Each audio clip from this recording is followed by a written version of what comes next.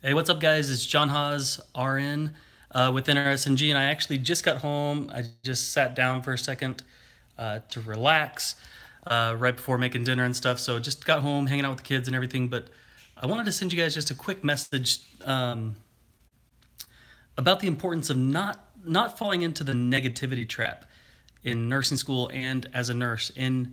As a nursing student and in nursing school, there are so many things um, to be negative about and to be upset about. And I want to help you guys. I want to make sure that you guys don't fall into that trap. It can be really hard when an assignment doesn't go your way, a test doesn't go your way, a clinical instructor doesn't um, respond the way you'd want them to respond, another student attacks you or is out to get you. It can be really hard when those things happen to begin to get incredibly negative and incredibly down. And I just want to encourage you guys and ask you guys not to fall into that trap because those things happen as you become a nurse too. When you become a nurse, so much can happen that does not go to plan. A physician might yell at you, a preceptor might attack you or say you did something the wrong way. A patient or a patient's family might yell at you. And I want to encourage you guys not to fall into that trap. Hey, Leah, thanks for watching. How you doing? And I want to just encourage you guys not to fall into that trap and not to fall into that trap of negativity because what I've seen is that that's what leads a lot of nurses and nursing students into quitting or giving up or dropping out.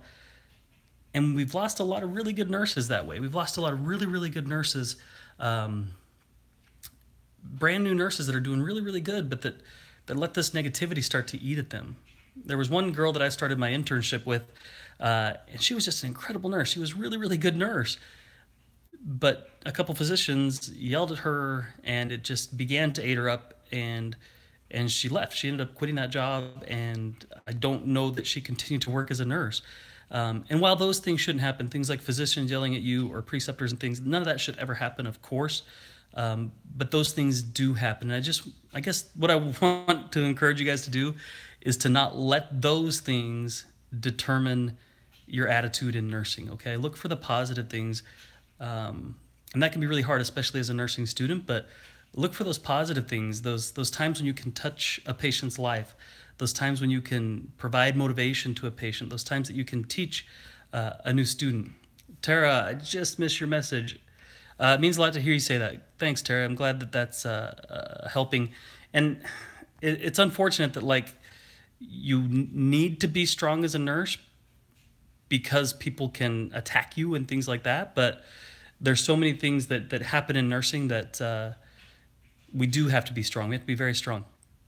My nurses didn't want me during clinical last week, and it was the most lonely day. I'm really sorry to hear that, Kayla. It can be immensely lonely if you work on a unit or on a floor where people don't uh, show you how much they need you and they don't encourage you to ask questions. So I'm really sorry to hear that. Michael, thanks for the encouragement. You're welcome. Thank you. D. Bentley, thanks for perfect timing. I'm glad it's perfect timing. And I didn't even know what I wanted to say with this, but I just feel like a lot of times that the negativity can eat you up. And I don't want it to eat you up. I don't want a professor, a grade, a person to drive you out of this profession because we do need you and we want you to be part of this profession. So, with that said, like I said, I'm actually just getting home. I'm actually lying down in bed real quick after getting home from work, about to have dinner with the kids and everything. But I want to thank you guys uh, deeply and immensely for being part of the NRSNG family. We truly do appreciate you guys. We love you guys. We're so grateful for how this message of NRSNG is continuing to spread. So thank you for being a part of that, and thank you for helping it spread. You guys sharing the NRSNG family and NRSNG with your classmates means so much to us. So thank you. Great timing as well. Starting nursing school in May, and I've so much going on. Colin, that's awesome. I'm excited you're starting nursing school in May. Here's the biggest tip I can give someone who's about to start nursing school is because we get this question all the time is like, what can I do before I start nursing school? The biggest tip is honestly just try to chill. If you do anything, um, review anatomy and physiology because that's going to help as you go on. But to just relax and chill and take some time for yourself. Go on a cheap vacation, go camping, do something to just kind of relax because a lot of that personal time is going to be eaten up by nursing school. So congrats on getting accepted. Thanks for your words. There's going to be a huge change on the NCLEX in 2019. So we're already actually working through a lot of the changes and everything with that. Here's what makes NRSNG Academy different than other programs. A lot of programs prepare you for the NCLEX. I think that that's doing nursing students an enormous disservice. Um, if all that you get from a program that you pay $300 or $400 for is how to pass a single test, that's an enormous disservice to you.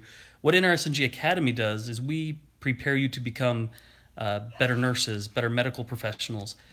We don't attack the NCLEX necessarily, although you're going to pass the NCLEX when you use NRSNG Academy. But what we do is we teach you concepts and we teach you in a way that's going to help you remember heart failure long into the future and how to care for that patient, regardless of any changes to any individual test. So, where did comments go?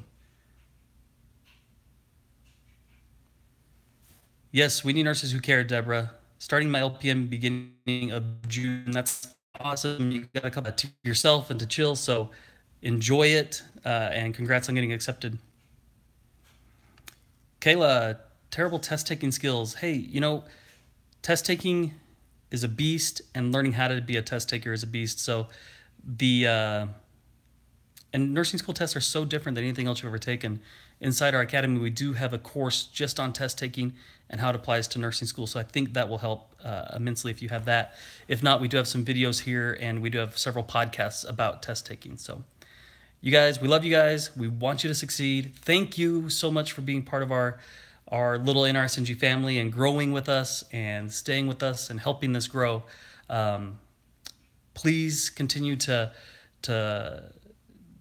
work hard and just don't let that negativity eat you alive, okay? Please don't let that negativity eat you alive. If there's anything we can do, please reach out to us. We respond to our emails immediately. That's contact@nrsng.com. Just contact@nrsng.com. Or you can send us a Facebook message or something, but we respond to our emails as quickly as we can. We actually have 3 full-time customer support people who respond to emails who are in-house. It's not outsourced customer support or anything like that. It's our personal people.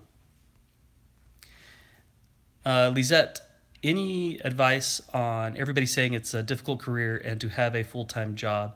I've been really freaking out. I will have a difficult time.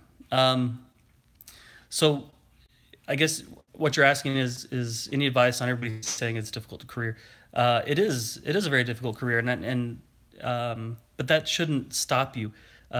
Being a nurse and working as a nurse and working on the nursing floor, dealing with all these things that we've talked about that create this negativity, the patients, the coworkers, the career, the everything, the professors. It's a very, very, very difficult career. So I'm not going to sugarcoat that. But what I will tell you is you need to develop healthy habits to deal with that. For me, it was really helpful. My wife actually works in healthcare as well. She's a dietitian. And so I was able to come home and vent to her about, the politics of the hospital, the politics of the coworkers, and the difficulty of seeing patients pass away or dealing with patients' families who don't see everything that we do. So it really helped me to have her. If you don't have a spouse or a significant other who is in the medical profession, I would encourage you to find a good friend, maybe someone that doesn't work on the same floor as you, but someone that you can kind of vent to and talk about how difficult it is. That would be my first tip for that is really find somebody that you can vent with, and not like bitch and moan and everything about the profession, but find someone that you can talk to about it. Even during nursing school, that's really important. Find a buddy in nursing school to talk to, and then get healthy habits. Make sure you're eating well. Make sure you're going to sleep well. If you work nights, make sure you have a good schedule for preparing for those night shifts and for coming off of those night shifts. Those things helped me tremendously when I was working. But it is a difficult career, but I would definitely recommend it to everybody. I love nursing. It's incredible. I'm about to apply to nursing schools this fall. So nervous I won't get in. I made all B's in my bio classes. I don't feel competitive enough. Gail, we've written a lot of posts and done a lot of podcasts on this, that nurses in general, we're very type A people. Like we want to do our best. We want to perform at a very high level, and we want to be the best. I mean, that's in our nature. We want to be good at what we do, and we want to do our best. And what that does create, real quick, you can find the podcast on iTunes and on the website nrsng.com. We actually have like 7 different podcasts. So iTunes, Android, Google Play Music, and nrsng.com. So what that creates in nurses, back to Gail, is it creates this feeling that we're never enough, this imposter syndrome, that somehow we're the lucky ones.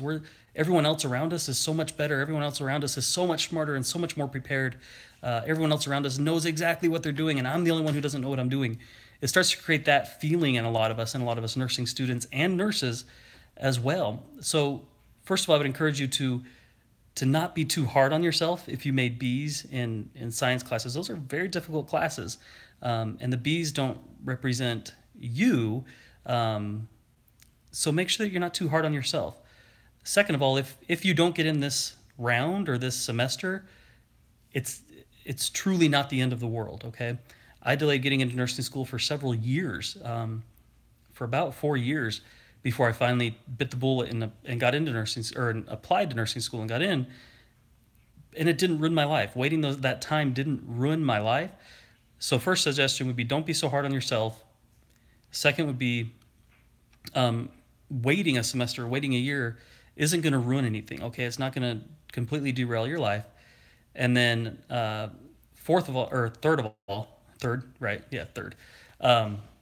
would be to retake those classes if you don't get in. Retake those classes. It's not going to hurt you. Retaking those biologies are actually going to help. The more you understand microbiology and anatomy and physiology, it's going to help you greatly. So if you have to, retake those classes and look at other schools. We lived in Texas at the time I went to nursing school, and we moved all the way to Illinois for me to go to nursing school, because it was a program that fit the schedule and things that my wife and I needed time. So look outside your area if you don't get into the nursing schools in your area. John, hey, thanks for commenting. You comment on literally like every video we make, so I appreciate that. You're probably our original, first, probably only super fan. So Nicole, what's up?